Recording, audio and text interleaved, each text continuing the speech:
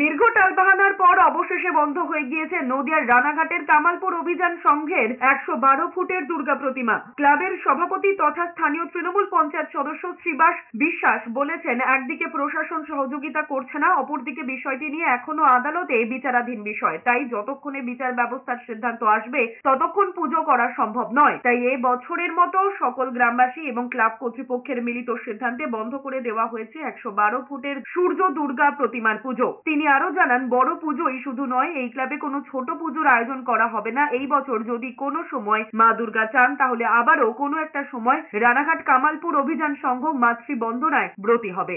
জানতে নিলাম যে মোটামুটি এই যে বড় পুজোটা করতে যে আমাদের প্রশাসনের সহযোগিতা পাইনি, তা সেই কারণেই আমাদের অভিযান ক্লাবের সংঘ থেকে আমাদের গ্রামবাসী, আশেপাশে গ্রামবাসী সবাই বসে একটা সিদ্ধান্ত নিলাম, আমরা এই পুজোটা করব না, কোনো পুজোই করব না, ছোটো বড়ো কোনোটাই আমরা করব না।